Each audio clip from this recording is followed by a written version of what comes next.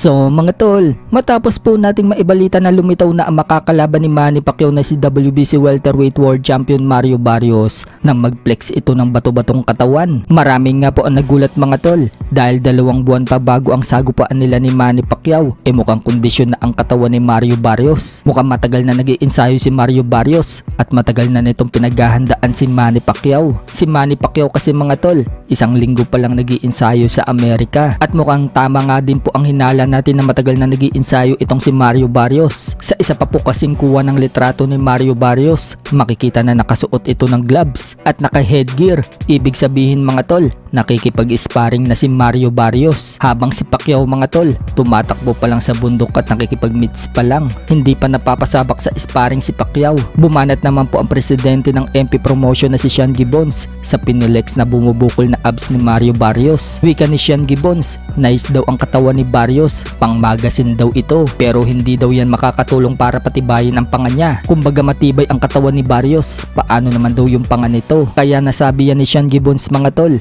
bumabagsak kasi itong si Mario Barrios kapag tinatamaan ng solid sa muka. Hindi naman bilib sa katawan ni Mario Barrios ang strength and conditioning coach na si Memo Heredia. Nagkomento din kasi ito mga tol at sinabing limitado daw si Barrios at masama daw yan para kay Barrios. Sa kabilang banda naman mga tol, bigla pong nagbalingbing si Terence Crawford kay Manny Pacquiao. Matatandaan po kasi mga tol sa mga nakaraang podcast, siniraan po ni Crawford si Manny Pacquiao. Sinabi ni Crawford mga tol na hindi umano magagawa ni Manny Pacquiao na maging 8 Division World Champion kung natural lang daw si Manny Pacquiao. Kaya daw nagawa ni Pacquiao na maging 8 Division World Champion dahil may karga daw ito sa katawan. Mula din daw ng halongkatin ni Mayweather si Manny Pacquiao na magpa-blood test daw ito. Hindi daw nagpa-blood test si Manny Pacquiao at noong magpa-test na daw si Manny Pacquiao, 8 taon daw bago ulit manalo si Manny Pacquiao via knockout. So sa latest na interview po kay Crawford mga tol, mukhang iba na naman po ang sagot niya. Tinanong si Crawford kung anong masasabi niya sa edad ni Manny Pacquiao na 46, matanda na daw ba ito para labanan si Mario Barrios? Sagot ni Crawford mga tol,